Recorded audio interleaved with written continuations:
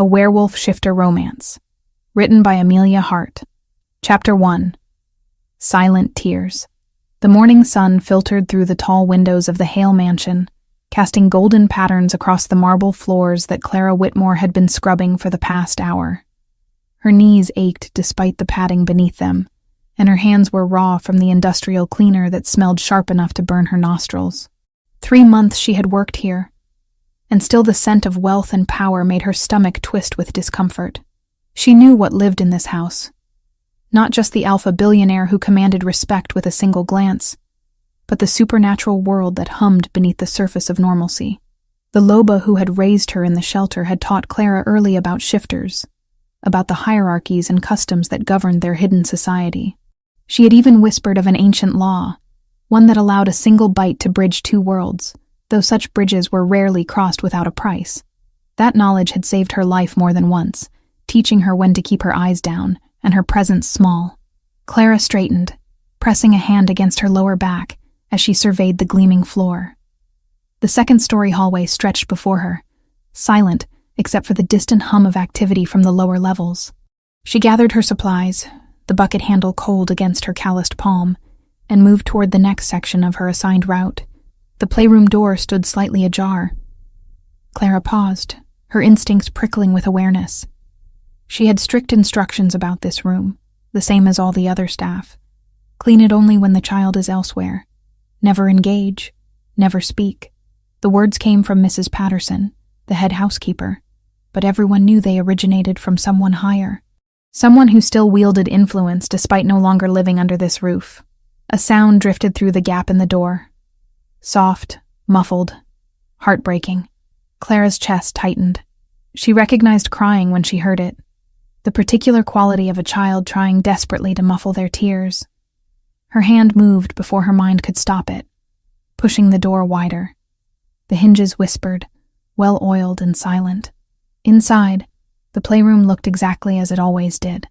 Expensive toys lined shelves in perfect rows, untouched and pristine.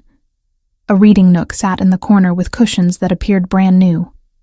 Everything spoke of wealth and careful selection, but nothing suggested actual play or joy. Then she saw him. The boy was small for 7 years old, tucked behind a large bookshelf near the window. His dark curls fell across his forehead, and his shoulders shook with silent sobs. Tears tracked down his face, catching the sunlight and making them shine against his pale skin.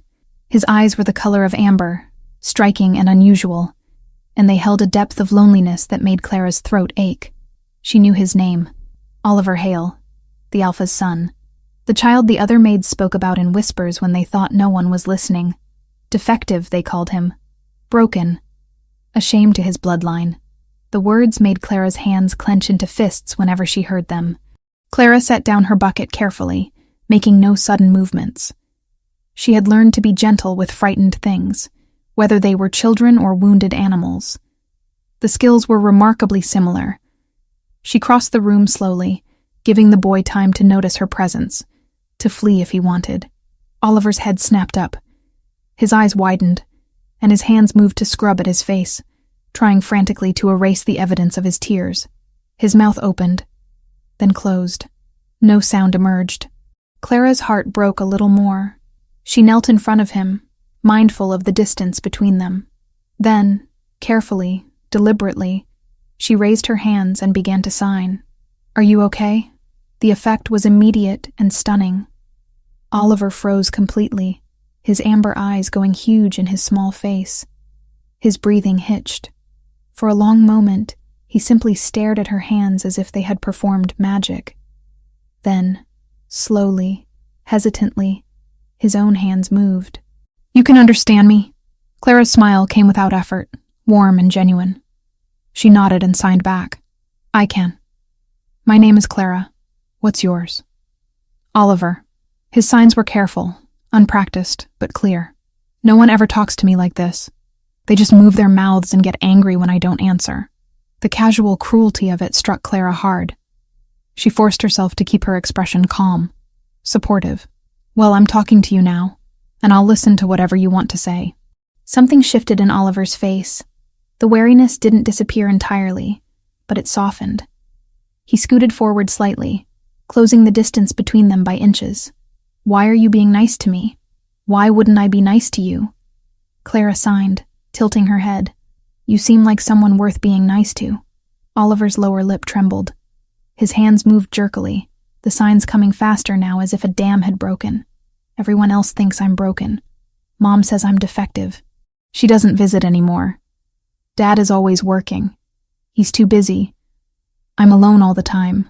Clara wanted to gather this child into her arms and hold him until the pain faded.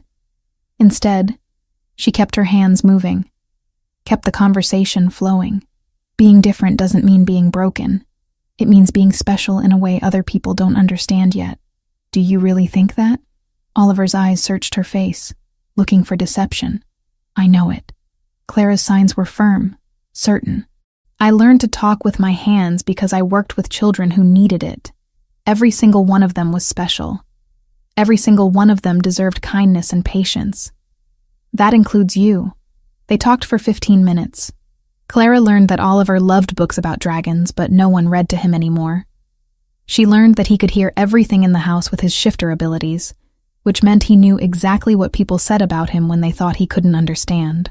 She learned that his wolf had emerged when he was 5, smaller than most but perfectly healthy, and that his mother had cried when she saw it.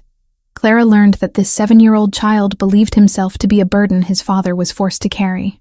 "I can visit you during my breaks," Clara signed, watching hope flare in those amber eyes. "If you'd like that. We could talk more." "Yes." Oliver's signs were enthusiastic now, his whole body engaged. "Please. Yes. Then I will." Clara smiled. "I promise."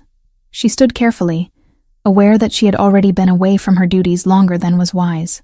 Oliver scrambled to his feet, his expression brighter than when she had found him. He waved goodbye, the gesture childish and sweet, and Clara felt her heart squeeze. She turned toward the door and froze. Nathaniel Hale stood in the hallway just beyond the threshold. The Alpha himself, master of this house, and more beyond it. He was tall, imposing in a way that had nothing to do with his height, and everything to do with the presence he commanded. His suit was charcoal gray, perfectly tailored to his broad shoulders. His hair was dark, swept back from a face that could have been carved from stone for all the emotion it showed. But his eyes were amber, exactly like his son's, and they burned with an intensity that stole Clara's breath. They fixed on her with the focus of a predator, and she felt the weight of his attention settle over her skin. How long had he been standing there?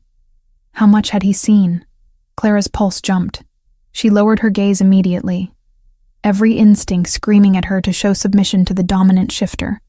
Her hands trembled as she reached for her cleaning bucket. "Come to my office." His voice was deep, resonant, carrying the undertone of command that made her body want to obey before her mind fully processed the words. "After your shift ends. Don't be late." It wasn't a request. Clara nodded, not trusting her voice, and watched as the Alpha turned and walked away.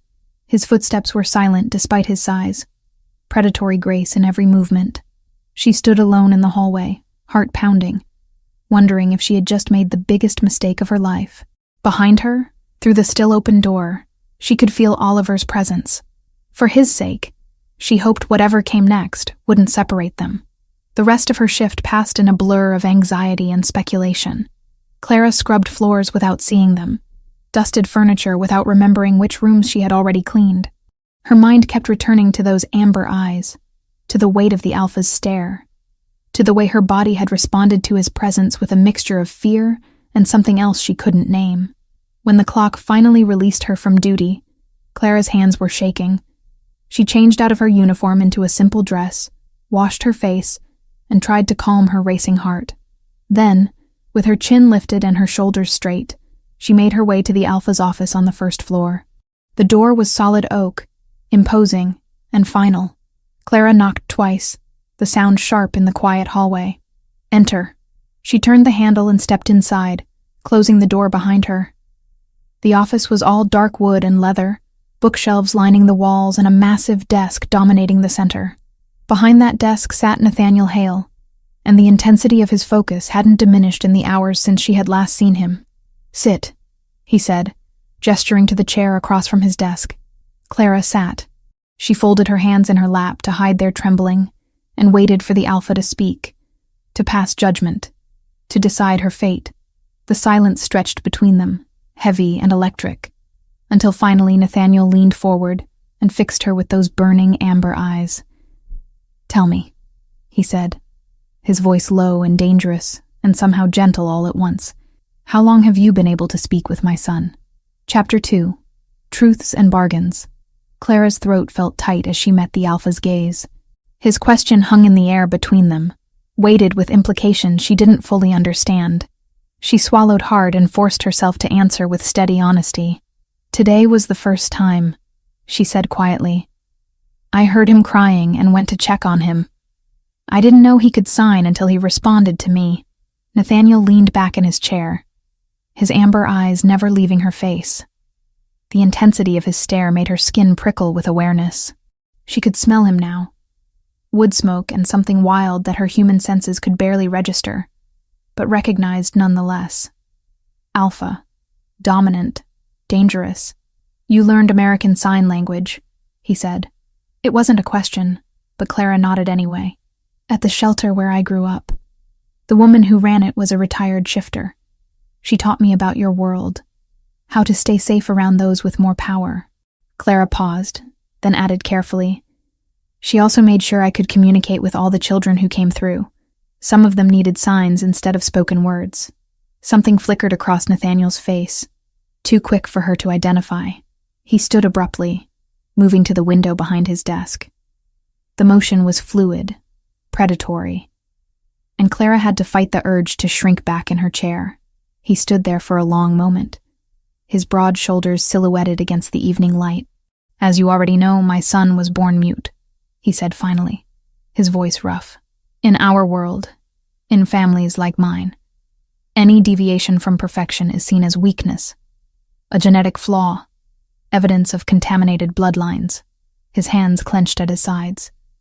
"Victoria, my ex-wife, she couldn't accept it. She called Oliver defective, broken. She insisted on a divorce when he was 3 years old." Clara's chest ached. She thought of the small boy hiding behind that bookshelf, tears streaming down his face because he believed himself unwanted. "I'm sorry," she whispered. "She maintains partial custody," Nathaniel continued, turning back to face her. "Not because she wants him. She made that abundantly clear. She keeps the arrangement because of the financial settlement, the generous monthly payments I provide for Oliver's care, the inheritance rights tied to shared custody. It's purely mercenary."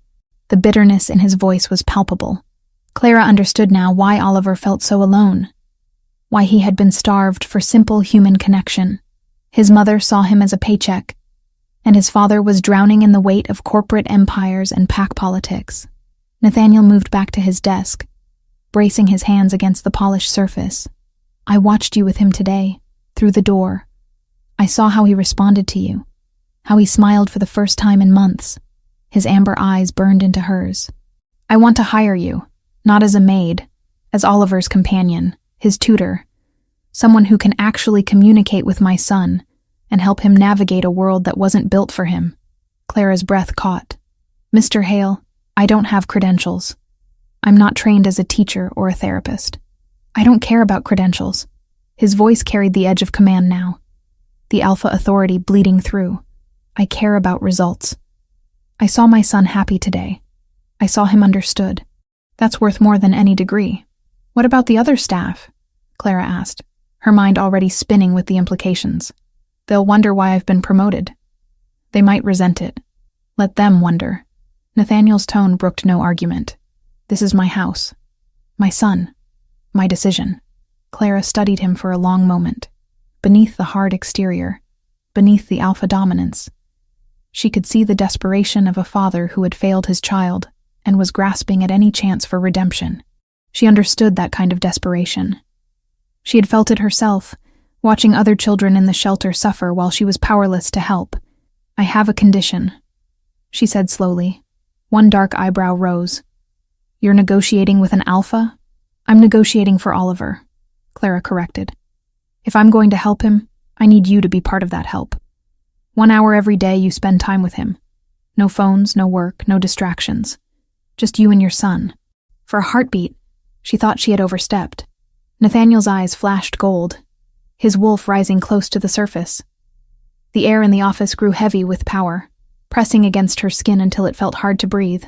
Then, slowly, he nodded. Agreed. Good. Clara stood, her legs unsteady, but her resolve firm. Then I accept. Your salary will triple. You'll move into the East Wing near Oliver's rooms.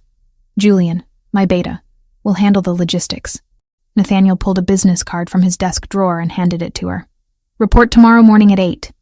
We'll discuss Oliver's needs and establish a proper schedule. Clara took the card, her fingers brushing his for the briefest moment. The contact sent electricity racing up her arm, shocking in its intensity. She jerked back, and Nathaniel's eyes narrowed slightly. He had felt it too. There's something else you need to understand, he said as she turned to leave. The shifter world has laws, old laws, that govern our behavior. One of those laws allows for humans to be transformed through bite. A single wound from a shifter can change a human into one of us. Clara froze. I've heard of it. The Loba who raised me mentioned it once. Then you know that transformed humans are looked down upon. Bad blood, they call it. Tainted. Even though the law says they're technically shifters, society treats them as lesser. His voice hardened. Victoria has allies who would love any excuse to remove Oliver from my custody. You being human, working closely with my son, could give them ammunition. I'm telling you this so you know the risk. Why are you telling me this now? Clara asked, turning back to face him. Because you deserve to know what you're walking into. Nathaniel's expression was unreadable. And because if you're going to be in my son's life, you need to understand the world we live in. The politics, the prejudices, the dangers. Clara held his gaze. I understand, and I still accept. Something that might have been respect flickered in those amber eyes. Good. Then I'll see you tomorrow morning, Miss Whitmore. The dismissal was clear. Clara left the office with her head spinning and her heart racing. She had just agreed to step into a world far more complicated than scrubbing floors and avoiding eye contact. She had agreed to put herself directly in the line of fire for a 7-year-old boy who had already stolen a piece of her heart. The next 2 weeks passed in a blur of new routines and small victories. Clara moved into a comfortable suite in the East Wing, close enough to Oliver's rooms that she could reach him quickly if needed. She established a daily schedule with the boy, mixing formal lessons with play, teaching him not just signs but confidence. Oliver blossomed under the attention. His smiles came more easily. His signs grew more complex and expressive. He started showing her his favorite books, his secret hiding places in the mansion, the window where he watched the moon rise at night. And true to his word, Nathaniel appeared every evening for an hour, learning signs alongside his son, rebuilding bridges that had been burned by pain and misunderstanding. Clara tried not to notice the way her pulse quickened when Nathaniel entered a room. She tried to ignore the warmth that spread through her chest when he laughed at something Oliver signed, the sound rare and precious. She told herself the growing attraction was nothing more than admiration for a father fighting to connect with his child. She was lying to herself, and she knew it. Then Victoria arrived. Clara was in the garden with Oliver, teaching him the signs for different flowers, when a black luxury car pulled up to the front entrance. A woman emerged, tall and elegant, her platinum hair gleaming in the sunlight. She moved with the fluid grace of a shifter, but there was something cold about her beauty, something sharp and calculating in the way her blue eyes swept across the grounds. Oliver's hand stilled in the middle of signing, rose. His entire body went rigid. Clara followed his gaze and understood instantly. This was his mother, the woman who had called him defective and walked away. Victoria's gaze landed on them. Her perfect features twisted into something ugly for just a moment, before smoothing back into cool neutrality. She started across the lawn toward them, her heels sinking into the grass with each step. "Oliver," she said, her voice carrying across the distance. "Come give your mother a proper greeting." Oliver didn't move. His hands trembled slightly, and Clara saw the fear in his amber eyes. She placed a gentle hand on his shoulder, offering silent support. Victoria's gaze shifted to Clara, and the temperature seemed to drop 10 degrees. "And who might you be?" "Another servant who doesn't know her place. I'm Clara Whitmore," she replied evenly, keeping her voice respectful but not subservient. "I'm Oliver's companion and tutor." How quaint. Victoria's smile was all teeth and no warmth. "Oliver doesn't need a companion. He has everything a child could want. Money, privilege, a proper home. What he needs is to learn to function in society despite his limitations." Clara felt fury rise hot in her throat, but she swallowed it down. Reacting would only make things worse. Instead, she signed to Oliver. "Do you want to see your mother?" Oliver hesitated, then signed back. "No, she's mean." "I saw that," Victoria snapped, and Clara realized with a start that the woman understood at least basic signs. "Teaching him to be disrespectful now, are we?" "I'm teaching him to communicate his feelings," Clara said carefully. "That's part of healthy development." Victoria's eyes narrowed dangerously. "You're teaching a human lesson to a shifter child." "To my son. I wonder what the council would say about that." The threat was clear. Clara felt ice slide down her spine but kept her expression calm. She had known this job would come with complications. She just hadn't expected them to materialize quite so quickly. "Is there a problem here?" Nathaniel's voice cut through the tension. He strode across the lawn toward them. Every inch the alpha. Power radiated from him, making the air shimmer with barely contained dominance. Victoria's entire demeanor shifted, becoming colder and more formal. "I came to visit my son, and found him being influenced by your latest pet project." Clara is not a project. She's a valued member of this household, who has done more for Oliver in 2 weeks than you've done in his entire life. Nathaniel's voice was deadly quiet. "If you have concerns about his care, you can direct them to me, not to her." Chapter 3. Shadows and Whispers. The war Victoria waged was subtle at first, the kind that happened in shadows and whispered conversations. Clara noticed it in the way other staff members suddenly found reasons to leave rooms when she entered. She heard it in the abrupt silences that fell when she walked past the kitchen. The head housekeeper, Mrs. Patterson, no longer made eye contact, and the gardener who used to nod politely now turned away whenever she approached. Someone was spreading poison, and Clara knew exactly who held the vial. It started small. Supplies she needed for Oliver's lessons would go missing, only to reappear hours later in the wrong locations. Her carefully organized schedule would be disrupted by sudden demands from other staff that conflicted with her time with the boy. Once, she found her room ransacked. Nothing stolen but everything disturbed. A clear message that nowhere was truly safe. Clara understood what was happening. Victoria was building a case, collecting evidence of impropriety that didn't exist, creating a narrative of a human woman overstepping boundaries she had no right to cross. It was methodical, strategic, and terrifyingly effective. The other staff feared Victoria's connections, her power within the broader shifter community. One word from her could destroy careers, ruin reputations. They chose self-preservation over solidarity, and Clara couldn't blame them. She was alone in this, except for Oliver and the brief hours when Nathaniel joined them. 3 weeks after Victoria's garden confrontation, the tension reached a breaking point. Clara entered the staff dining room for lunch and found every table full, despite several empty chairs. No one met her eyes. The message was clear. She took her tray back to her room and ate alone, swallowing both food and humiliation. That evening, Nathaniel summoned the entire household staff to the main dining room. Clara stood at the back, trying to make herself invisible, but his amber eyes found her immediately.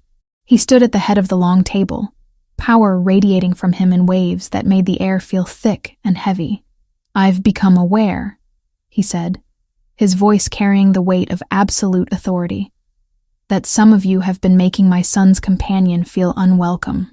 This ends now." The room fell into absolute silence. Clara could hear her own heartbeat, could smell the fear rising from the other staff members as they realized their alpha was displeased. "Clara Whitmore is under my protection," Nathaniel continued, and his eyes flashed gold. "She has done more for Oliver in a few weeks than anyone else has managed in years. Anyone who interferes with her work, who spreads rumors or creates obstacles, will answer directly to me. Am I understood?" The alpha command in his voice was unmistakable now, pressing against every shifter in the room with irresistible force. They couldn't help but respond, their wolves recognizing and submitting to the dominance. "Yes, Alpha," came the chorus of replies. "Good." Nathaniel's gaze swept the room once more before landing on Mrs. Patterson. "If you have concerns about anything happening in this household, you bring them to me. Not to anyone else, especially not to my ex-wife." The head housekeeper paled, but nodded quickly. Nathaniel dismissed them all with a gesture, and the staff fled like scattered leaves before a storm. Only Clara remained, frozen in place by the intensity of what had just happened. Nathaniel crossed the room to her, and she could see the barely controlled fury still simmering in his eyes. "Are you all right?" he asked, his voice gentler now, but still rough around the edges. "I knew there would be resistance," Clara said quietly.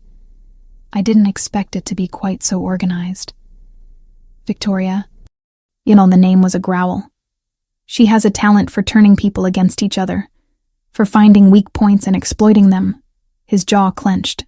"I should have anticipated this. You can't protect me from everything," Clara said. "And honestly, your protection just painted an even bigger target on my back. Now they'll resent me for having the Alpha's favor. Let them resent you, as long as they respect the boundaries I've set." Nathaniel's hand rose as if to touch her face, then fell back to his side. "You're important to Oliver. That makes you important to me. I won't tolerate anyone who tries to undermine that." Clara's breath caught at the intensity in his gaze. There was something there beyond simple gratitude or professional respect, something that made her skin warm and her pulse quicken. She saw the moment he realized it too, the way his pupils dilated and his nostrils flared slightly as if catching a scent he couldn't quite identify. The moment shattered when Oliver's scream pierced the air from upstairs. They both ran, Clara's shorter legs struggling to keep pace with Nathaniel's long strides. They burst into Oliver's room to find the boy thrashing in his bed, caught in the grip of a nightmare.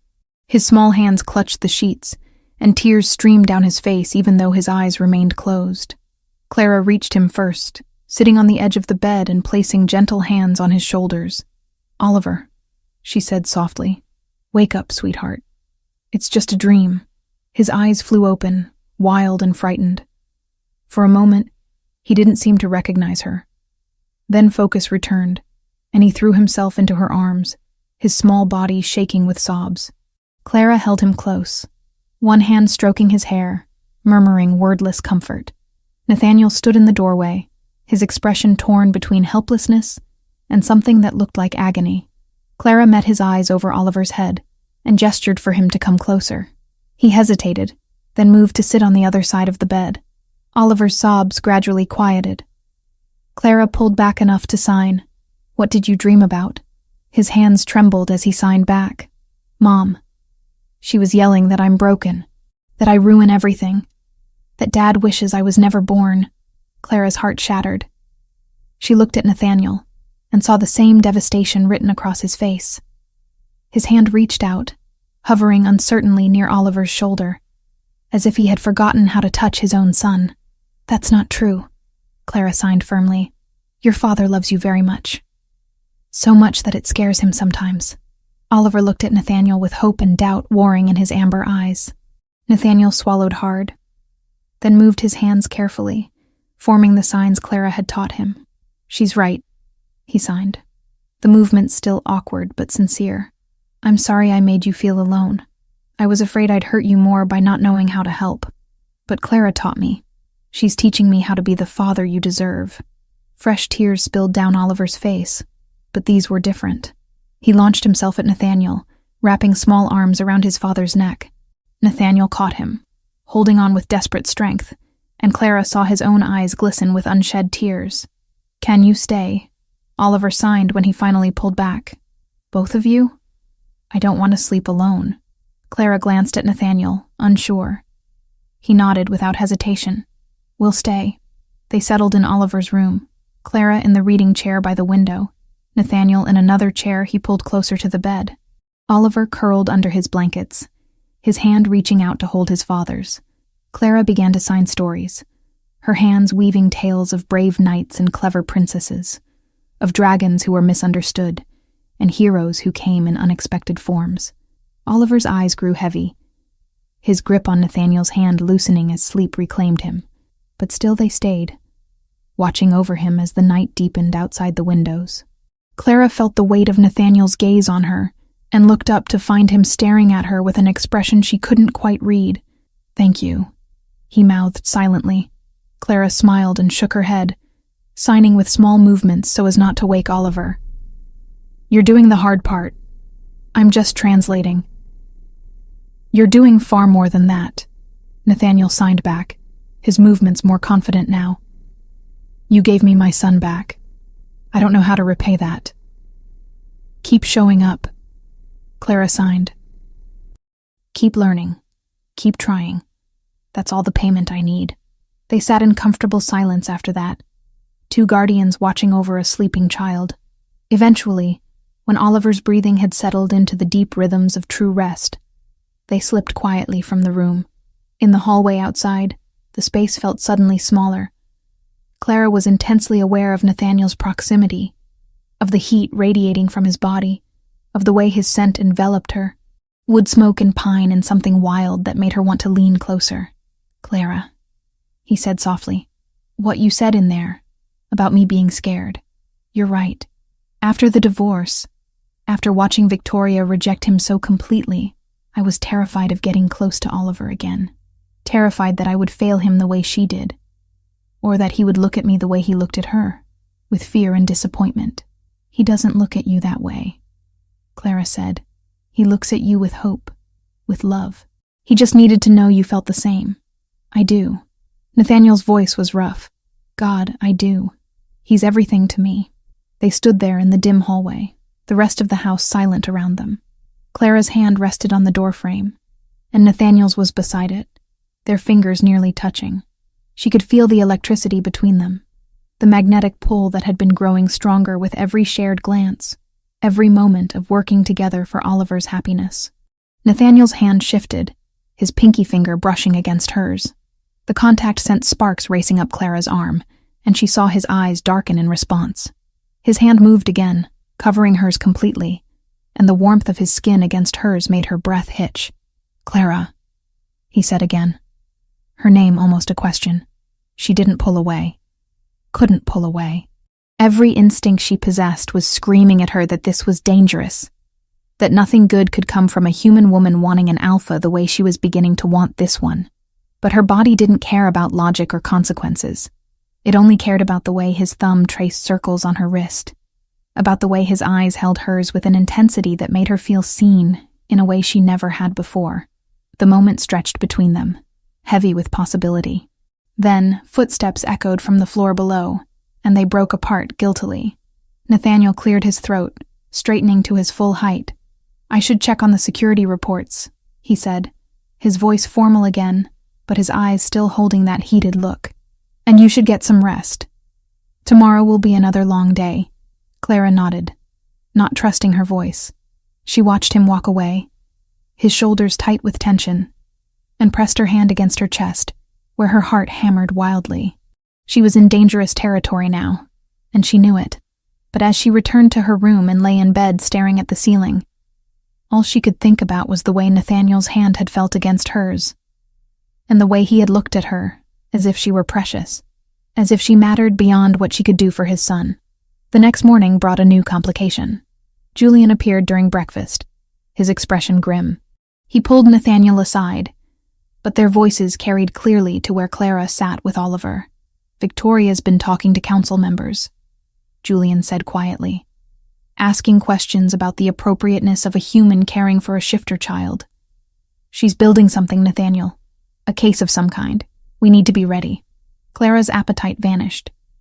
She set down her fork and signed to Oliver that she needed a moment, then rose and approached the two men. They both looked at her, Nathaniel with concern, Julian with professional assessment. "How bad is it?" she asked directly. Julian glanced at Nathaniel, who nodded permission. "She's being careful," the beta said, "not making direct accusations yet, just planting seeds of doubt, questioning whether it's appropriate for Oliver to be so influenced by human customs when he needs to learn shifter ways, whether having someone without understanding of pack dynamics is harmful to his development." In other words, Clara said flatly, she's painting me as a threat to his shifter identity. Essentially, yes. Julian's expression was sympathetic. The council won't act without concrete evidence of harm, but Victoria's patient. She'll wait for the right moment to strike. Nathaniel's hand clenched at his side. Then we don't give her that moment. We make sure everything Clara does is above reproach. We document Oliver's progress, his improved emotional state, his growing confidence. We build our own case. Agreed, Julian said. But you should know, there are already whispers about Clara's position here, about the amount of time you spend with her and Oliver. Some are suggesting your judgment might be compromised by personal feelings. The silence that followed was deafening. Clara felt heat rise in her cheeks as both men carefully avoided looking at her. Finally, Nathaniel spoke, his voice dangerously quiet. My personal feelings are irrelevant. My son's well-being is what matters. If anyone has concerns about that, they can bring them to me directly. Julian nodded, but his eyes held doubt. He excused himself, leaving Clara and Nathaniel alone in the suddenly too small dining room. Oliver remained at the table, his attention focused on his food, but Clara knew he could hear every word with his shifter hearing. I'm sorry, Nathaniel said after a long moment. This isn't what you signed up for. I signed up to help Oliver, Clara replied.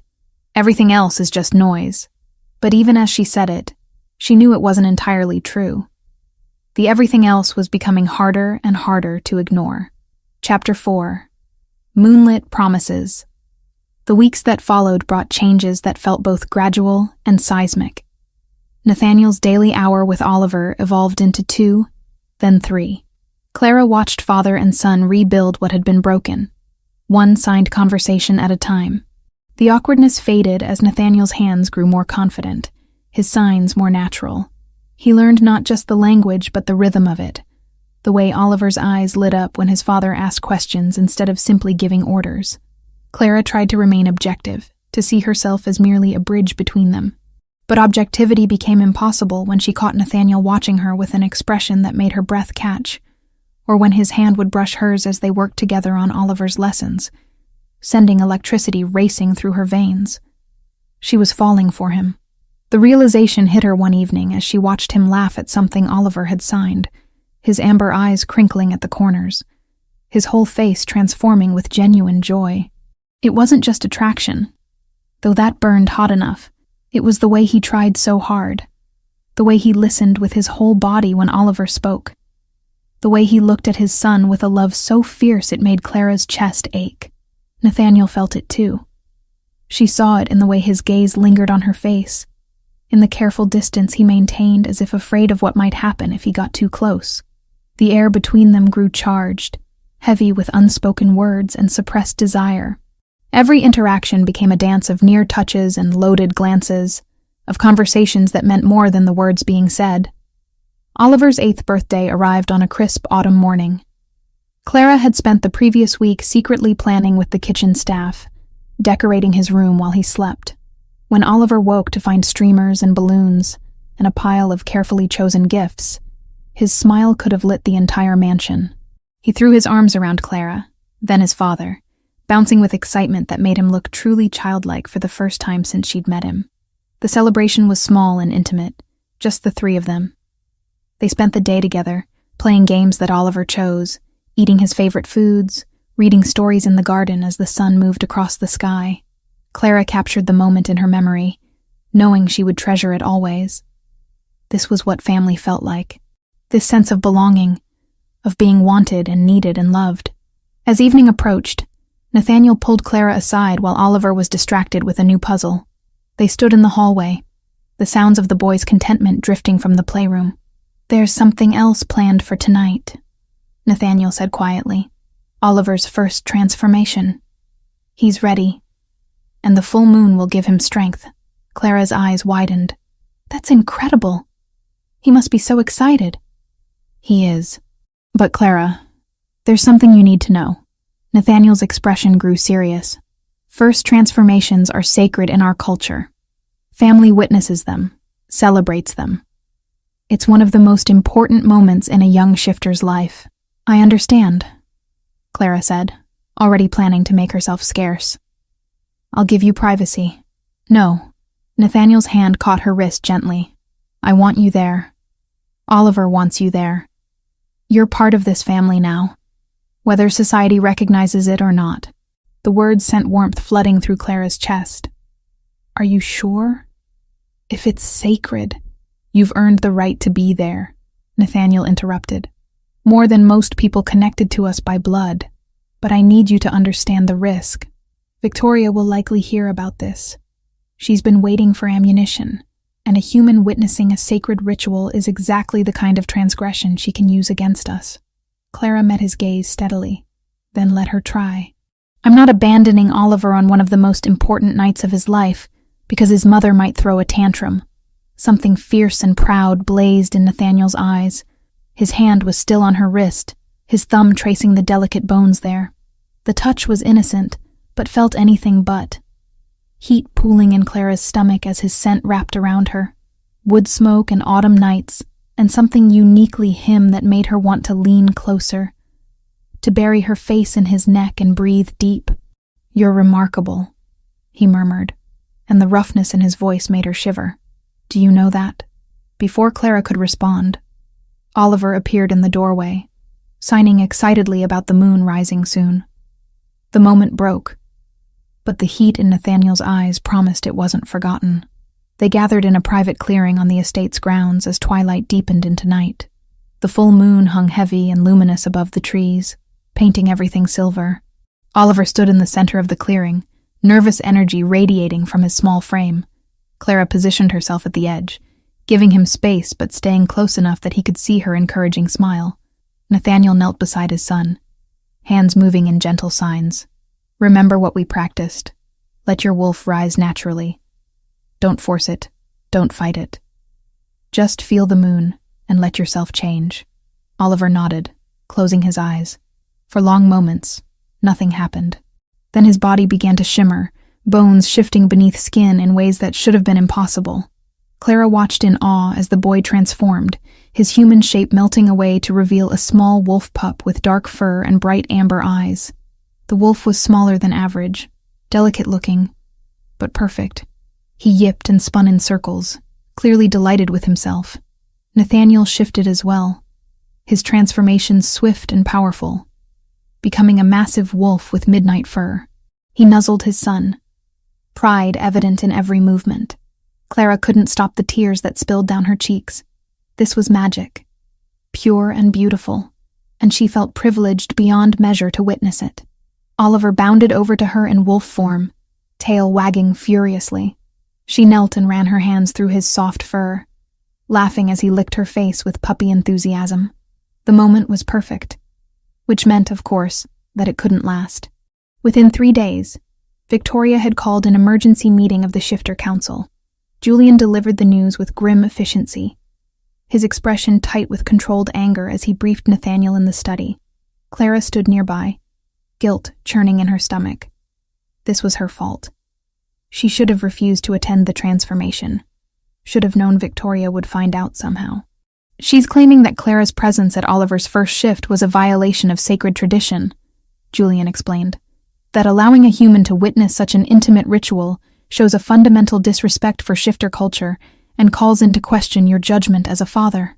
"My judgment as a father has never been better," Nathaniel growled low, his eyes flashing gold. A warning, not just to her, but to the entire room that she had gone too far. Oliver is thriving. Any member of the council with eyes can see that. They can, Julian agreed. But Victoria's not arguing about results. She's arguing about propriety. About whether a human should have this much influence over a shifter child, especially one from a prominent family like yours. Clara found her voice, though it came out smaller than she intended. "Maybe I should step back. Take a less visible role. If my presence is causing problems." "No." Nathaniel's word was absolute, carrying the weight of alpha command. "You're not stepping back from anything. I'll handle the council." The meeting took place 2 days later. Clara wasn't allowed to attend, wasn't permitted to defend herself or explain. She could only wait at the mansion with Oliver, both of them tense and worried, while Nathaniel faced Victoria's accusations. He returned hours later, his expression dark but triumphant. Julian followed close behind, and Clara could read the outcome in both their faces before either man spoke. She lost, Nathaniel said simply. The council ruled that, as alpha of my territory, I have the right to determine who witnesses family rituals.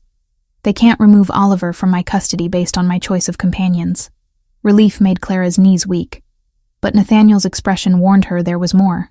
However, he continued, the council issued an ultimatum. I can keep you in the household. I can let you continue working with Oliver. But if I pursue a romantic relationship with you, if I formally court you as shifter tradition dictates, it will be seen as a betrayal of our culture. An alpha choosing a human over eligible shifter females sends a message that could damage my standing in the community. The words hit like physical blows. Clara forced herself to nod, to accept what she'd always known deep down. Whatever attraction existed between them, whatever feelings were growing, they could never be acted upon. The price was too high. I understand, she whispered. It's fine. I'm here for Oliver anyway. Nothing else matters. Nathaniel's eyes burned into hers. It matters to me. He turned and walked away, leaving Clara standing in the foyer with her heart breaking and Julian watching with sympathetic eyes. She excused herself quickly, needing to be alone, needing to process the sharp ache of a future that would never exist.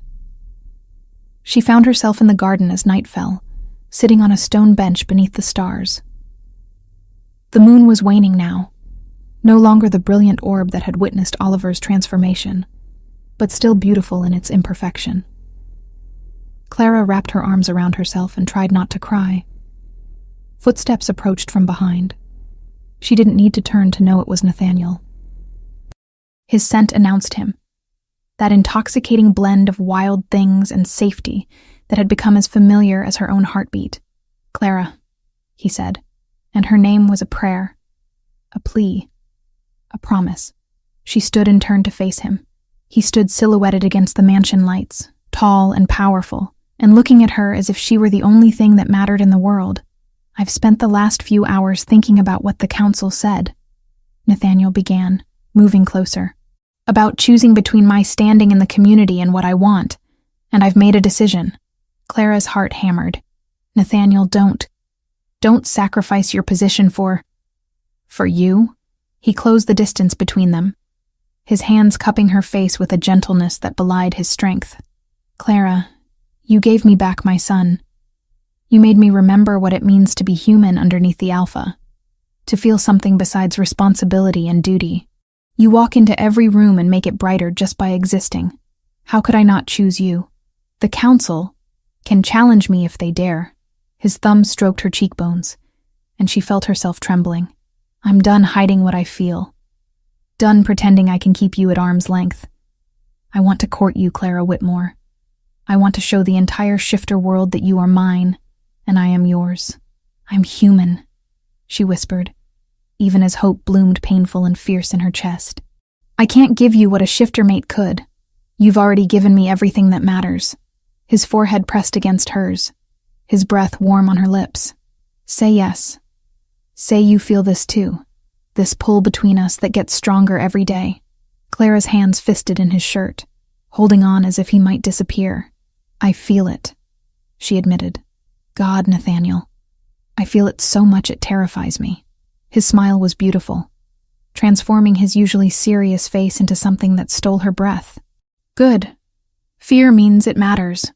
Then he kissed her, and Clara's world tilted on its axis. His lips were gentle at first, questioning, giving her every opportunity to pull away. But she didn't want gentle. She'd spent weeks denying this, suppressing the want that built with every glance, every accidental touch. Now, with permission finally granted, she kissed him back with all the pent-up longing she'd been hiding. Nathaniel groaned against her mouth, one hand tangling in her hair while the other pulled her closer. The kiss deepened, turned hungry, speaking of desire and need and promises that would reshape both their lives. Clara clung to him, drowning in sensation, in the taste and scent and feel of him. When they finally broke apart, both breathing hard, the moon hung above them like a witness. Nathaniel rested his forehead against hers again, his eyes molten gold. "Tomorrow," he said roughly. "I'm announcing to everyone who matters that I'm courting you. That you're mine." "Yours," Clara echoed, testing the word and finding it perfect. "And you're mine. Always," he promised, and kissed her again beneath the stars. Victoria's downfall came quietly. Whispers of her manipulation spread after the hearing, and Pax that once courted her influence began to turn away. For the first time, the queen of polished cruelty found herself alone. Chapter 5. Shattered Glass. The romance that bloomed between Clara and Nathaniel was a secret wrapped in stolen moments. Morning coffee in the kitchen before Oliver woke, their fingers brushing as they passed cups. Evening walks through the garden after the boy slept. Conversations that lasted hours under stars that witnessed their growing bond. Kisses hidden behind closed doors, desperate and hungry, speaking of a need neither could fully satisfy. Clara had never felt anything like this. The pull toward Nathaniel was magnetic, overwhelming, consuming. When he touched her, the world narrowed to just the two of them. When he looked at her with those burning amber eyes, she forgot every reason why this was dangerous. She was falling, had already fallen, was drowning in feelings that terrified and exhilarated her in equal measure. Nathaniel's wolf recognized her now. She could see it in the way his eyes flashed gold when she entered a room, in the possessive way his hand found the small of her back, in how his scent wrapped around her, until she carried traces of wood smoke and autumn nights on her own skin. He was claiming her in small ways, leaving his mark even though they couldn't make it official. Oliver flourished in the warmth of their growing family. His signs became more complex, his confidence growing daily. He laughed more, played more, trusted more. When Clara tucked him in at night, he would sign that he loved her, and she would sign it back with a full heart. The three of them were becoming something real, something precious, which made what came next hurt all the more. Julian appeared one morning with news that made Nathaniel's entire body go rigid.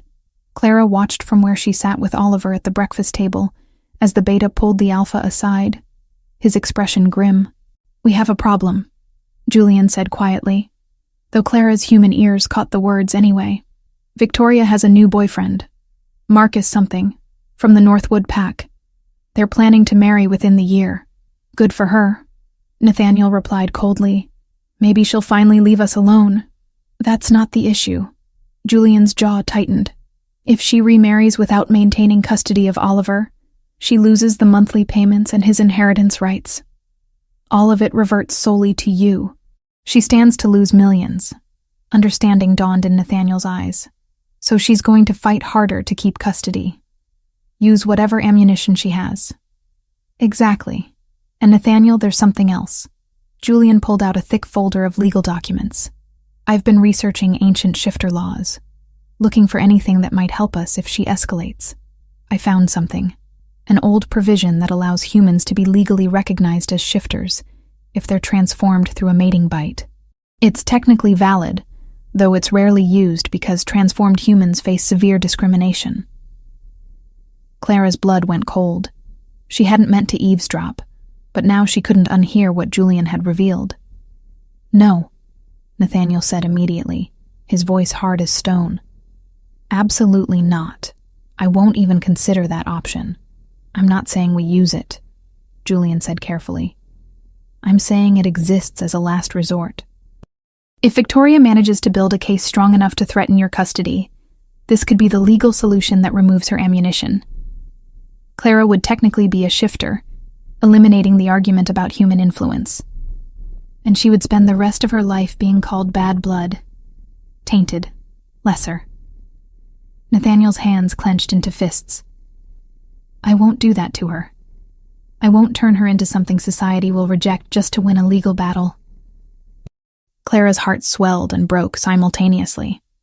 He was protecting her even from a solution that could solve everything. She wanted to go to him, to tell him she would consider it if it meant keeping Oliver safe. But the conversation ended before she could move, Julian nodding and leaving while Nathaniel stood alone in the hallway, his shoulders tight with tension. The weeks that followed were marked by a growing sense of unease. Victoria's informant within the household, whoever they were, had clearly reported the romance to her. Clara could feel eyes watching her, could sense the walls closing in. But she refused to hide, refused to let fear dictate her actions. If Victoria wanted a war, Clara would stand her ground. The gala arrived with all the pomp and circumstance expected of shifter high society. It was a charity event benefiting children's hospitals, hosted at a glittering ballroom in the city. Nathaniel had been obligated to attend as one of the major donors, and Clara knew this would be Victoria's chance to strike publicly. She dressed carefully that evening, choosing a simple emerald dress that brought out her eyes. Nothing too flashy, nothing that would draw unnecessary attention. Nathaniel appeared in a perfectly tailored black suit that made him look every inch the powerful alpha he was, and the heat in his gaze when he saw her made Clara's knees weak. "You're beautiful," he murmured, his hand finding hers for just a moment before propriety demanded distance. "You clean up well yourself," she replied, allowing herself a small smile. Oliver stayed home with trusted staff, too young for such formal events. Clara missed his presence already, the buffer he provided between her and the judgmental stares she knew would come. The ballroom was magnificent, all crystal chandeliers and marble floors, filled with the cream of shifter society. Clara could smell the power in the air, could see it in the way people moved and interacted. Hierarchies were on display here. Dominance and submission played out in subtle gestures and careful positioning. She stayed close to Nathaniel, acutely aware of the whispers that followed them. The human, the companion, the alpha's latest fascination. She heard it all and forced herself to hold her head high, to meet curious gazes with calm confidence. Victoria appeared fashionably late, draped in diamonds and designer silk, her new boyfriend at her side. Marcus was handsome in a sharp-edged way, his eyes cold and calculating as they swept the room. Victoria's gaze found Clara immediately, and her smile was all venom. The first hour passed without incident. Clara spoke politely to those who approached, deflected invasive questions with practiced grace, and tried to ignore the weight of hostile stares. Nathaniel remained at her side when he could, his presence a steady anchor, but his position demanded he circulate and schmooze with other alphas and business associates. Clara was standing alone, sipping champagne she didn't want, when Victoria struck. "Clara Whitmore," Victoria said, her voice carrying across the nearby conversations. "How brave of you to attend tonight. I'm surprised Nathaniel allowed his son's babysitter to come to such an important event." Several heads turned. Clara set down her glass carefully. "I'm here as Nathaniel's guest," she replied evenly, "and I prefer the title of companion and tutor to babysitter." "Of course you do." Victoria's laugh was crystalline and cruel.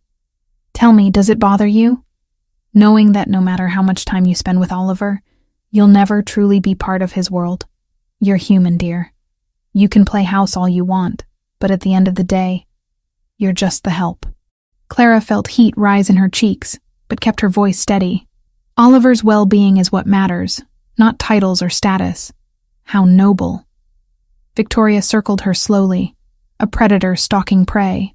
"But we both know you're after more than just Oliver's well-being. You've set your sights on an alpha, haven't you? Hoping he'll overlook your inferior genetics for whatever charms you possess." "Victoria, that's enough." Nathaniel's voice cut through the growing crowd. He appeared at Clara's side, his presence radiating barely controlled fury.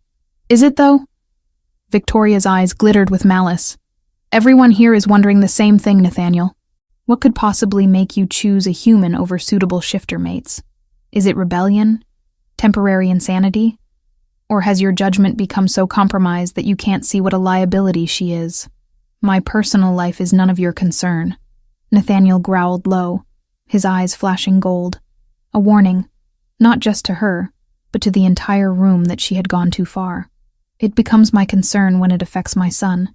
Victoria's voice rose, theatrical and perfectly pitched to reach every ear in the room. "You're so busy playing happy family with your little human pet that you're forgetting what Oliver needs. He needs to learn shifter customs, shifter values.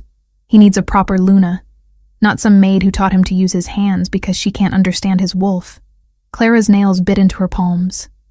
Every word was carefully chosen, designed to wound and humiliate. She wanted to walk away, to refuse Victoria the satisfaction of a reaction. But then the final blow came. Honestly, I'm starting to think Oliver would be better off with me after all, Victoria declared, her voice dripping false concern. At least then he wouldn't be raised to believe his defect is acceptable. At least then he wouldn't become even more of a useless burden than he already is. Dead weight that only serves to drain his father's wallet and patience. The words hung in the air, ugly and unforgivable. Clara saw red. Her hand moved before her brain caught up, palm connecting with Victoria's face in a sharp crack that echoed through the sudden silence. The ballroom collectively gasped. Victoria's head snapped to the side, her perfect makeup disrupted, her expression transforming from shock to triumph in the span of a heartbeat. Clara's hand stung, her chest heaving, and she realized with cold horror what she had just done. "Did everyone see that?" Victoria's voice was shrill with manufactured distress. "She attacked me. This is the woman Nathaniel trusts with his son? Someone violent and unstable. You insulted Oliver," Clara said, her voice shaking. "You called your own son worthless. I spoke a harsh truth that needed to be said, and you responded with violence." Victoria held her reddening cheek dramatically. "Marcus, darling, please call my lawyer. I want this documented. Witnesses, all of you."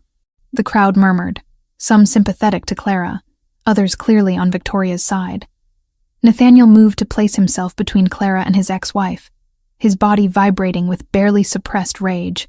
"You planned this," he said quietly, dangerously. "You baited her deliberately. I expressed concerns about my son's upbringing, and your companion assaulted me for it." Victoria's smile was razor-sharp. "The council will hear about this. They'll hear about all of it. A human woman, violent and inappropriate, having undue influence over a young shifter. It's grounds for a custody review, Nathaniel. You know it is." Julian appeared from the crowd, his expression grim. "We should leave. Now." Nathaniel nodded once, his hand finding Clara's elbow with gentle firmness. They made their way through the gawking crowd, Clara's face burning with shame and anger. She had played directly into Victoria's hands, had given her exactly the ammunition she needed. In the car ride home, the silence was suffocating.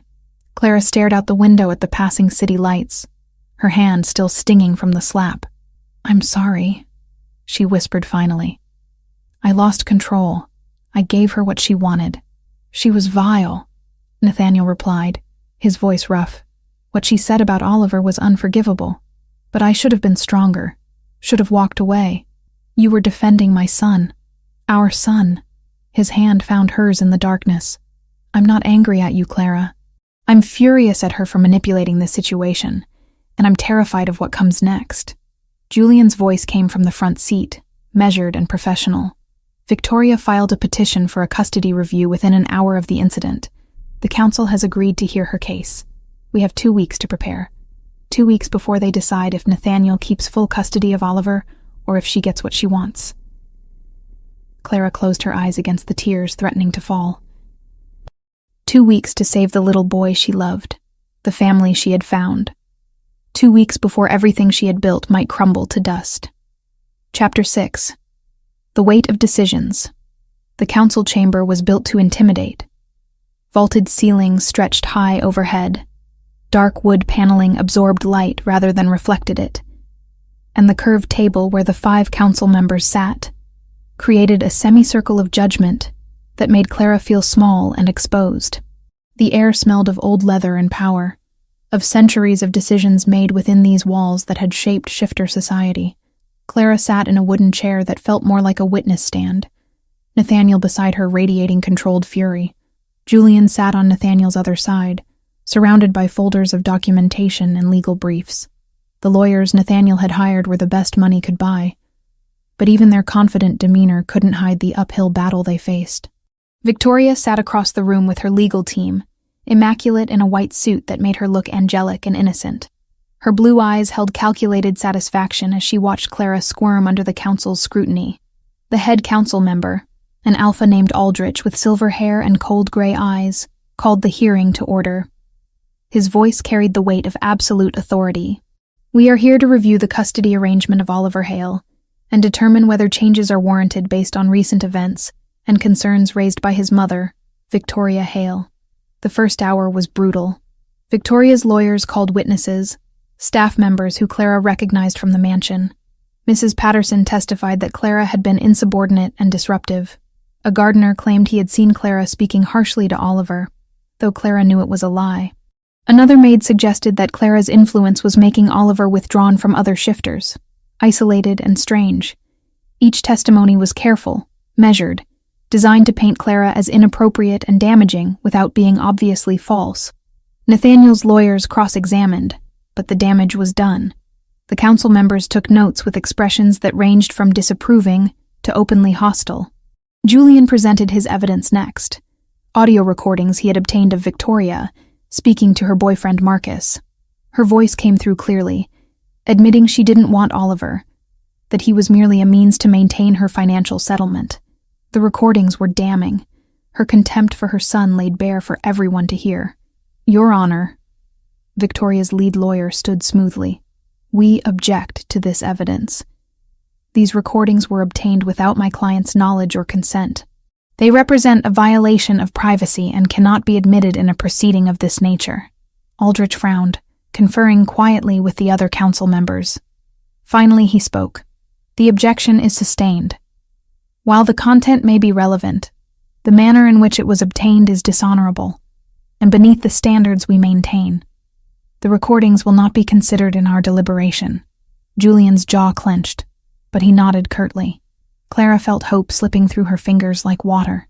Without that evidence, they had nothing concrete to counter Victoria's carefully constructed narrative. Then Oliver was called. Not to speak, of course, but to present something he had prepared. A court attendant brought forward a large portfolio, and Clara's breath caught as she recognized it. Oliver had been working on this for days in secret, she realized, preparing for this exact moment. The attendant opened the portfolio on a display easel. The first series of drawings showed a small figure alone in a dark room.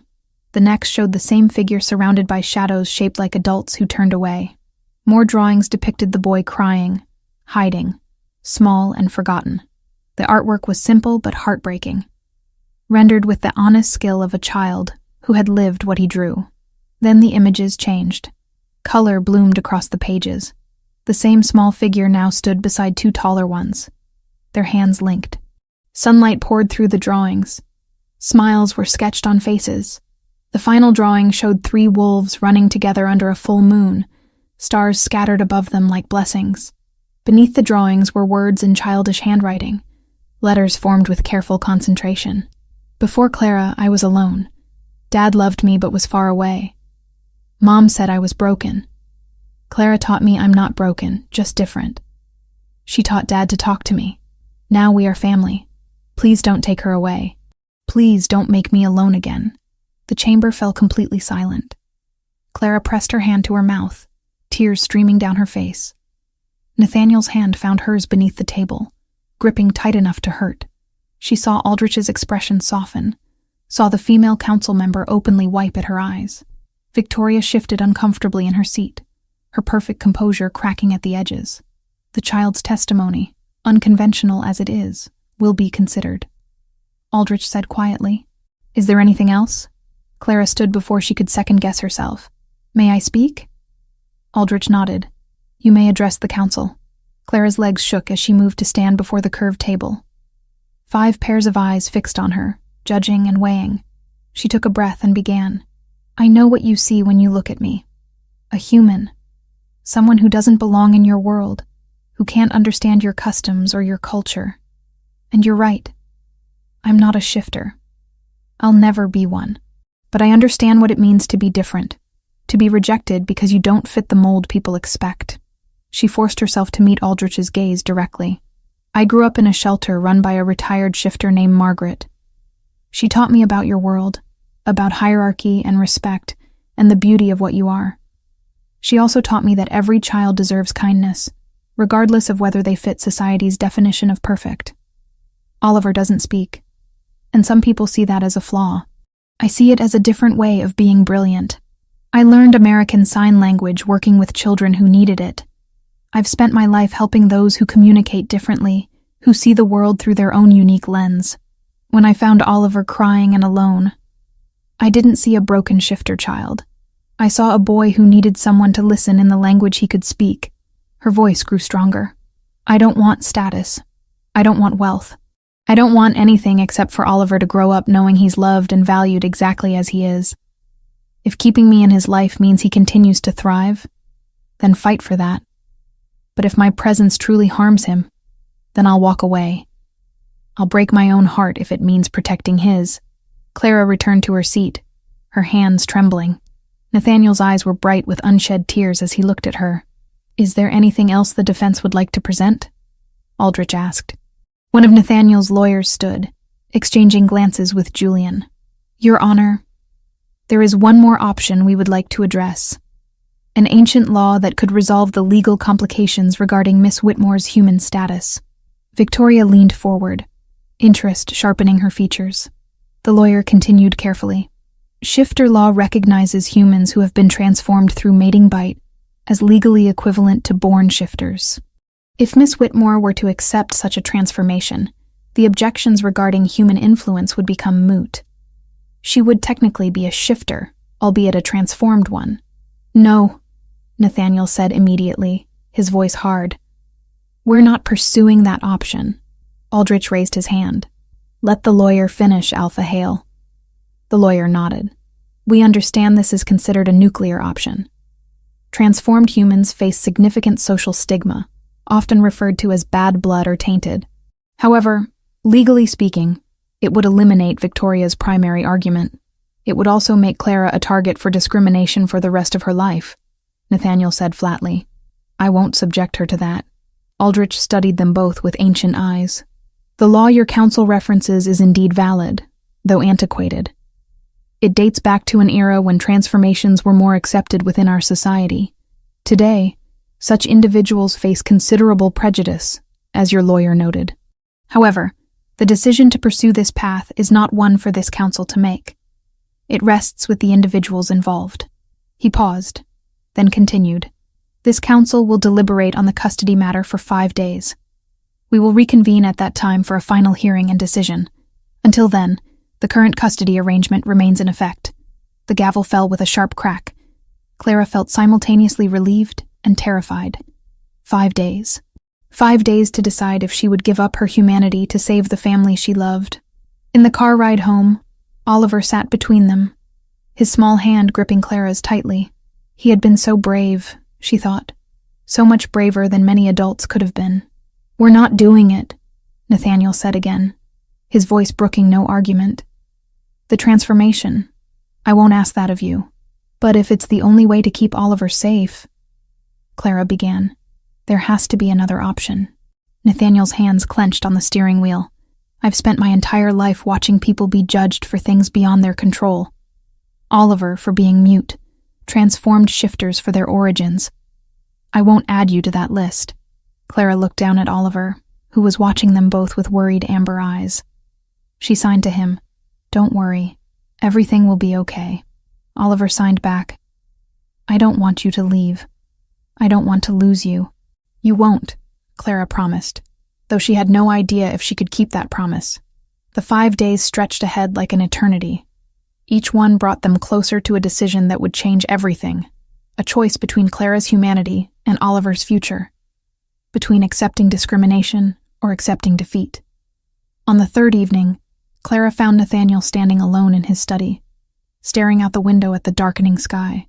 She approached quietly, her heart heavy with the weight of what needed to be said. I've been thinking, she began softly. Don't, Nathaniel said immediately. Don't even suggest it. Listen to me. Clara moved to stand beside him. I've spent my whole life feeling like I didn't quite belong anywhere. The Loba who raised me loved me. But I wasn't Pack. I wasn't Shifter. I was always adjacent to your world, but never truly part of it. Maybe this is my chance to finally belong somewhere completely. At what cost? Nathaniel turned to face her, anguish written across his features. You'll face hatred, Clara. Discrimination. People will look at you as lesser, as contaminated. You'll carry that burden every single day. I'll also carry the knowledge that I saved Oliver, Clara replied. That I became part of your world in the only way a human can. And maybe, just maybe, I can help change how transformed shifters are treated. Oliver's differences made him stronger once we embraced them. Maybe mine can too. Nathaniel pulled her into his arms, burying his face in her hair. I don't deserve you, he whispered roughly. Either of us. You deserve someone who fights for you, Clara said against his chest. And I'm fighting, Nathaniel. I'm choosing this. Not because I have to, but because I want to. Because you and Oliver are worth it. Chapter 7. Moonfire. The fourth day of waiting dawned cold and clear. Clara woke before sunrise, her decision solidifying in her chest like stone. She found Nathaniel already awake in his study, papers scattered across his desk that he wasn't really reading. His eyes were shadowed with exhaustion and worry. I'm doing it, she said without preamble. The transformation, today. Nathaniel's head snapped up, his amber eyes wide. Clara, you don't have to. Yes, I do. She crossed the room to stand before him. Not because I'm being forced, but because this is my choice. My family. I won't lose you or Oliver because I was too afraid to change. You'll face discrimination, Nathaniel said roughly, standing to tower over her. People will treat you as lesser. Bad blood, tainted, corrupted. Those words will follow you everywhere. Let them. Clara's voice was steady despite the fear churning in her stomach. I've been called worthless before. I survived it. I'll survive this too. Nathaniel cupped her face with both hands, his touch achingly gentle. You are the bravest person I've ever known. I'm terrified, she admitted. Good. That means you understand what you're choosing. He kissed her forehead, lingering there. But if we do this, we do it properly. The mating bite isn't just transformation. It's a bond, a claiming. It means you're mine, and I'm yours. Permanently and irrevocably. Heat flooded Clara's body at the possessiveness in his voice. I know. I want that. All of it. They gathered at sunset in the same clearing where Oliver had experienced his first shift. The sky was painted in shades of orange and purple, the approaching night bringing with it a sense of ceremony and finality. Julian stood as witness, his expression solemn. Oliver watched with wide eyes, his small hand clutching Clara's tightly. She signed to him, Don't be scared. This is what I want. Oliver signed back. Will it hurt? Probably, Clara admitted. But you'll still have me after. I promise. Nathaniel stood before her in the fading light, and Clara had never seen him look more conflicted. Love and guilt warred in his expression. Last chance to change your mind, he said quietly. I won't. Clara's voice didn't waver. Transform me. Make me yours. The ritual was simple, but carried the weight of eternity. Nathaniel hesitated, trembling between love and fear. If I do this, he whispered, I could lose you if it goes wrong. Clara touched his face, smiling through tears. Then find me again. On the other side, Nathaniel shifted partially, his canines elongating into deadly fangs. Clara tilted her head, exposing the vulnerable column of her throat in a gesture of absolute trust. His breath was hot against her skin as he positioned himself. I love you, he whispered. Then he bit down. Pain exploded through Clara's body, white-hot and all-consuming. It felt like fire racing through her veins, like every cell was being torn apart and remade. She screamed, couldn't help it, and distantly heard Oliver's frightened cry. Nathaniel's arms were iron bands around her, holding her up as her legs gave out. His venom spread through her system like liquid lightning. Clara felt her human self fighting it, her body trying to reject the foreign magic forcing its way into her DNA. But Nathaniel's presence anchored her, his scent grounding her even as everything else fell apart. Time lost meaning. Clara was only dimly aware of being carried inside, of being laid on soft sheets. The transformation wasn't instant. It would take days for her body to fully change, for her human cells to give way to something new. The first 3 nights were the worst. Fever burned through her veins, delirium twisting dreams into shapes of fire and moonlight. Nathaniel never left her side, cooling her brow with trembling hands. She drifted in and out of consciousness, caught between nightmares and moments of clarity, where she found him always there, his hand in hers, his voice a constant murmur of encouragement. Oliver visited when she was lucid, his small face creased with worry. He signed questions she could barely focus on, and Nathaniel translated for her when the signs blurred together. "Is she dying?" Oliver asked. "No," Nathaniel assured him, though his scent carried the sharp tang of fear. "She's becoming. It's different." The second day brought changes Clara could feel. Her senses sharpened until the world became overwhelming. She could smell everything. The fabric of the sheets, the wood of the furniture. Nathaniel's worry, Oliver's anxiety. Sounds that had been background noise became distinct and clear. Her body ached as bones shifted subtly beneath her skin, preparing for transformations to come. The third day, the fever finally broke. Clara woke clear-headed for the first time since the bite, her body weak but functional. Nathaniel was asleep in a chair beside the bed, his hand still clutching hers. She studied his face, memorizing the lines of exhaustion, the shadow of stubble on his jaw, the way even in sleep he looked worried. She was different now. Clara could feel it in the way her body hummed with new energy, in the heightened awareness of everything around her. And deep inside, she felt something else, a presence that had never been there before. Her wolf, still sleeping but undeniably real. "You're awake," Nathaniel said softly, his eyes opening to meet hers. "I'm alive," Clara replied, her voice rough from screaming. "I'm changed. How do you feel?" "Different. Stronger." She sat up slowly, testing her body. "When will I be able to shift?" "Soon. The next full moon will call to you. We'll guide you through it." Nathaniel moved to sit beside her on the bed. "Clara, the final hearing is tomorrow. Can you do this?" "I have to." She squeezed his hand. "This is what we fought for." The 8th day arrived with ominous gray skies. Clara dressed carefully in a formal suit, her hand steadier than she expected. She could smell the nervous energy coming from everyone in the house. Nathaniel's determination, Julian's cautious optimism, Oliver's hopeful fear. The council chamber felt different this time. Clara's enhanced senses picked up details she'd missed before. The scent of old wood and power, the subtle sounds of breathing and heartbeats, the way the air currents moved through the vaulted space. Victoria's shock when Clara entered was palpable. Her blue eyes widened, her perfect composure cracking as she realized what Clara had done. "Impossible," Victoria breathed. Aldrich called the hearing to order, his gray eyes moving between Clara and Nathaniel with new assessment. "We understand there have been developments since our last meeting. My client has undergone transformation," one of Nathaniel's lawyers said formally. "She is now legally recognized as a shifter under ancient law. The primary objection to her presence in Oliver Hale's life has been eliminated." Victoria's lawyer stood quickly. "This is a transparent manipulation of the system. She's still fundamentally human, regardless of what she's done to her body." "The law is clear," Aldrich said, his voice carrying absolute authority. "A human transformed through mating bite is legally equivalent to a born shifter. Miss Whitmore is now Clara Hale, recognized member of the shifter community. The objections regarding human influence are therefore moot." Victoria's face twisted with fury and desperation. "This is absurd. She's contaminated, bad blood, she'll poison my son."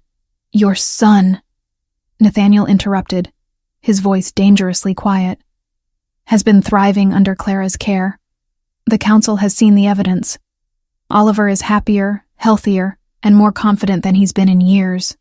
That's what matters, not your financial interest in maintaining custody." Aldrich consulted with the other council members in low voices. Finally, he spoke.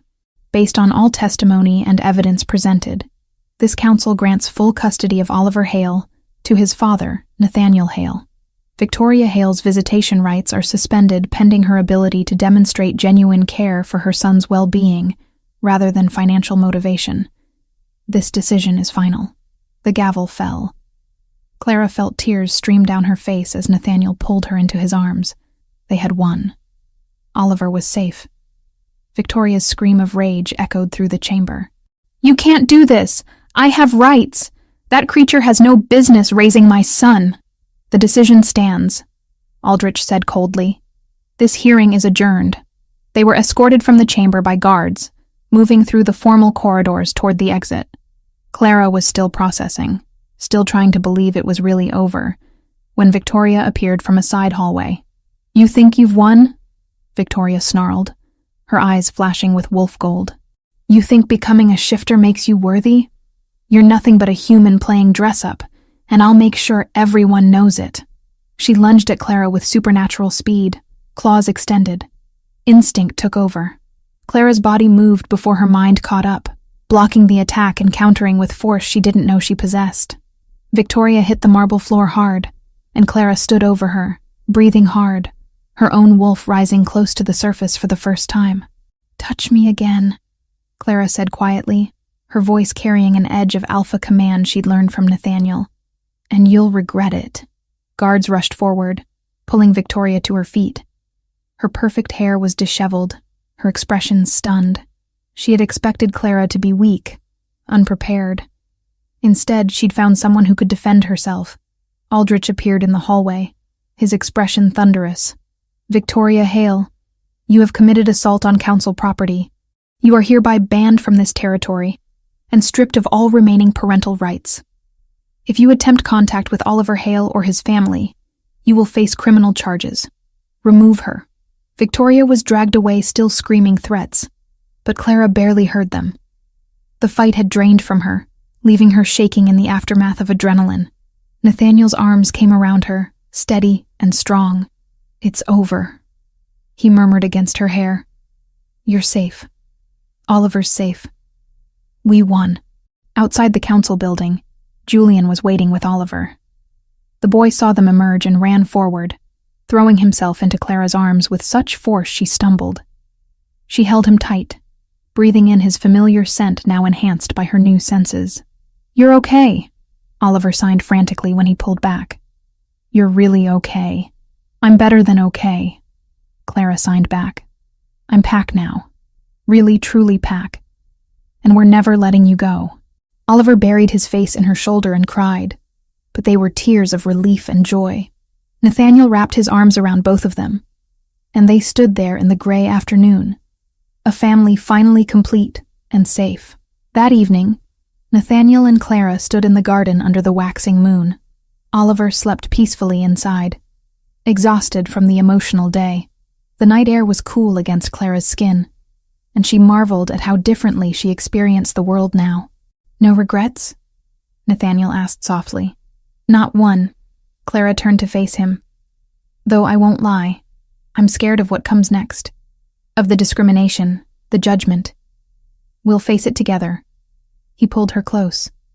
"And Clara, what you did today, standing up to Victoria, defending yourself, you showed everyone that transformed shifters aren't weak.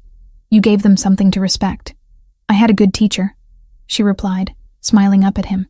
Nathaniel kissed her then, deep and claiming, a promise of forever sealed under the watching moon. When they finally broke apart, Clara rested her head against his chest and listened to his heartbeat, steady and strong. She had lost her humanity, but gained so much more. A family, a purpose, a place to belong. And as the moon climbed higher in the sky, Clara felt her wolf stir inside her, awakening to greet the night. Soon she would run on 4 legs instead of 2, would hunt and howl and be truly wild. The thought didn't frighten her anymore. It filled her with anticipation, with joy, with the certainty that she had made the right choice. Whatever challenges lay ahead, she would face them as Clara Hale, mate, mother, shifter, and finally, completely, home. Chapter 8. Home. Under moonlight. 6 months had passed since the council's decision, and the world had transformed in ways Clara could never have imagined. Not just her body, though that too had changed fundamentally. Her wolf had emerged during the first full moon after her transformation, smaller than most but swift and golden brown, with eyes that maintained their human green even in animal form. Nathaniel had run beside her that night, teaching her to embrace the freedom of 4 legs instead of 2, the joy of wind in her fur and earth beneath her paws. But the deeper transformation was in how she moved through the shifter world now. No longer an outsider looking in, but a member, however controversial her path to membership had been. The discrimination Nathaniel had warned about was real. Clara heard the whispers, saw the disdainful looks from traditionalist shifters who viewed transformed humans as corrupted. Bad blood, they called her. Tainted. Lesser. The words stung, but she had learned to wear them like armor. Every time someone tried to diminish her, she thought of Oliver's smile, of Nathaniel's love, of the family she had fought so hard to keep. And slowly, grudgingly, some minds began to change. The wedding took place on a crisp autumn morning. The estate gardens transformed into something magical. White roses climbed trellises, fairy lights hung from trees despite the daylight, and chairs arranged in neat rows faced an arbor woven with wildflowers. The guest list was small but significant. Julian and other pack members who had come to respect Clara, a few shifters from neighboring territories who were curious about the alpha who had chosen a transformed mate, and the families from Clara's new project. That project had started simply. Clara had approached the community center 3 months after the custody battle, proposing a program to teach American Sign Language to shifter families who had children with communication difficulties. She had expected resistance, had braced for rejection. Instead, she found desperate parents who had been struggling alone, children who felt isolated within their own packs, families grateful for any help. The program grew quickly. Word spread through the shifter community that there was a place where differences were celebrated, where children who didn't fit traditional molds could learn to thrive. Clara taught classes twice a week, training other shifters to become ASL interpreters, creating resources for families who felt lost. One of her most dedicated students had been a quiet she-wolf named Grace. A teacher by training who specialized in special education, Julian had been helping Clara set up the program's legal structure when Grace walked into a planning meeting. The connection between them had been immediate and obvious, Julian's normally serious expression softening whenever Grace laughed, her gentle nature balancing his intensity perfectly. Now, as Clara stood in the bride's preparation room, Grace helped adjust her veil with capable hands. "You look beautiful," Grace signed, her movements fluid and natural. "Thank you," Clara signed back, then smiled. "For everything. Not just this, but for the program. For believing in it." "You gave me something to believe in," Grace replied, her eyes warm. "You showed all of us that being different doesn't mean being less. That strength comes in many forms." A knock at the door announced Oliver's arrival. He burst in wearing a tiny suit that made him look impossibly grown up, his dark curls carefully combed. In his hands he carried a small pillow, with 2 rings tied to it with silk ribbon. "Ready?" He signed to Clara, bouncing slightly with excitement. Clara knelt before him, adjusting his collar with gentle fingers. "Are you ready? This is an important job, ring-bearer. Very serious." Oliver's grin was pure mischief. "I know. Dad told me 3 times not to drop them. And will you drop them?" "Maybe," Oliver signed, then laughed silently at Clara's mock horror. "I'm joking. I'll be perfect." Nathaniel appeared in the doorway, devastating in a black suit that emphasized his broad shoulders and the amber intensity of his eyes. Those eyes found Clara and went molten, his scent shifting to something heated that made her wolf perk up with interest. "Everyone out," he said quietly, his voice carrying alpha command that had Grace and the other attendants filing out quickly. Oliver hesitated, looking between them, then grinned and followed the others, closing the door behind him. The moment they were alone, Nathaniel crossed the room and pulled Clara into his arms. "Having second thoughts?" he murmured against her hair. "About you?" "Never." Clara tilted her head back to meet his gaze. "About whether I deserve this happiness?" "Every day. You deserve everything," Nathaniel said fiercely. "You saved my son. You saved me. You changed an entire community's perspective on what it means to be different. And in a few minutes, you're going to officially become my mate. My Luna. My wife. I am the luckiest alpha who ever lived." Clara's throat tightened with emotion. "I love you. Both of you. This family we've built. Forever," Nathaniel promised, kissing her with gentle passion. "No matter what comes. Forever." The ceremony was simple but profound. Clara walked down the aisle alone, needing no one to give her away because she was choosing this freely, completely. Oliver preceded her, carrying the rings with solemn concentration, his small face serious until he reached the arbor where Nathaniel waited. Then he grinned and signed, "Don't cry, Dad." Nathaniel's lips twitched. No promises. When Clara reached them, Oliver stepped between them, looking up at both his parents with such pure joy that several guests openly wept. He signed quickly, his hands moving with practiced ease. "My family. Together." Finally, the efficient, an elder shifter who had surprisingly supported Clara's transformation, spoke about bonds that transcend blood, about families formed through choice and love, about strength found in accepting rather than rejecting those who are different. His words carried weight, and Clara saw more than one traditionalist shifter in the audience shifting uncomfortably, reconsidering old prejudices. When it came time for vows, Nathaniel spoke first, his voice steady but rough with emotion. "Clara, you came into my life when I had forgotten how to be anything but an alpha. You reminded me how to be a father, a man, someone capable of love rather than just duty. You saw my son's value when others saw only deficit. You chose us, again and again, even when it cost you everything you were. I vow to spend my life being worthy of that choice, to love you with everything I am, to build with you a family and a future where everyone belongs." Clara's voice shook, but held firm. "Nathaniel, you gave me a home when I had only ever been an outsider. You saw strength in me I didn't know existed. You let me love your son, trusted me with his care and his heart. I vow to stand beside you through every challenge, to be the Luna your pack deserves, to love you and Oliver with everything I am. I vow to never stop fighting for families like ours, for children like Oliver, for a world where being different is celebrated instead of condemned." They exchanged rings, simple platinum bands that caught the sunlight, and when the officiant pronounced them married, when Nathaniel kissed her with passion and promise, when Oliver threw his arms around both their legs in an exuberant hug, Clara felt complete in a way she never had as a human. The reception was joyful, full of laughter and dancing and toasts that ranged from heartfelt to hilarious. Julian's toast made everyone laugh, recounting his first meeting with Clara and his certainty that she wouldn't last a week in the household. "I have never been happier to be wrong," he finished, raising his glass high. As the sun set and guests began to depart, Clara found herself in the garden with Nathaniel and Oliver. The moon was rising, nearly full, calling to the wolves inside all of them. "Want to run?" Nathaniel asked, his eyes already flashing gold. Oliver's enthusiastic nodding answered for both of them.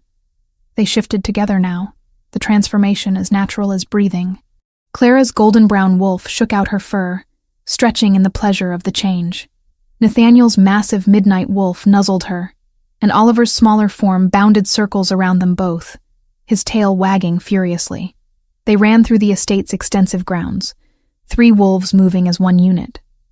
The night air was cool and perfect, carrying scents of earth and growing things, of prey animals and distant water. Clara's wolf reveled in the freedom, in the strength of her body, in the rightness of running beside her mate and child. They reached a clearing near the edge of the property and stopped, panting happily. The moon hung above them, luminous and watching. Oliver shifted partially, enough to use his paws in the adapted sign language Clara had invented for wolf form, simplified gestures that could be made with paws and body language.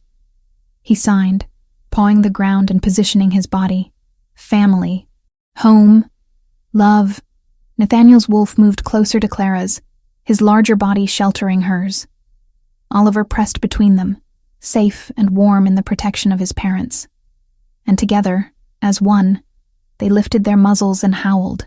The sound echoed through the night, carrying across the territory and beyond. A declaration of belonging, of unity, of joy.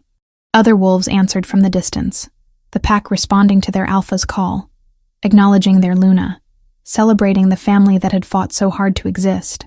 As the howl faded, Clara felt tears prick her eyes even in wolf form. She had lost her humanity. Yes, the DNA that had defined her for 26 years was gone, replaced by something other. She would never age the same way, never experience the world as fully human again. That loss was real, and sometimes she mourned it in quiet moments. But what she had gained was immeasurable. She had a mate who loved her with fierce devotion, a son who looked at her with absolute trust, a pack that was learning to accept her, slowly but surely. A purpose in helping other families navigate the challenges of raising different children. A home, not just a house, but a true belonging that sank into her bones and settled her restless heart. She was Clara Hale now, Luna of the Shadowpine Pack, mother to a brilliant, brave, mute 8-year-old boy who had taught her that communication transcends voice, wife to an alpha who had chosen love over tradition, family over status, teacher to families who desperately needed someone to see their children's potential. She was a transformed shifter, yes, with all the discrimination and prejudice that label carried. But she was also proof that transformation, whether physical or social, was possible. That minds could change, that families came in many forms, and love was stronger than tradition. The 3 wolves turned as one and ran back toward the mansion, toward home. Behind them, the moon watched with approval, and ahead, warm lights promised safety and belonging. Clara's golden brown wolf ran between her 2 favorite beings in the world, her heart full to bursting, and thought that this wild, strange, beautiful life was worth every sacrifice she had made. She was home. Finally. Completely. Perfectly home. And as dawn approached, and they shifted back to human form, as Nathaniel pulled her and Oliver into his arms on the dew-wet grass, Clara knew with absolute certainty that she would make the same choice 1,000 times over, because some things were worth fighting for. Some families were worth any price, and some loves transcended every boundary.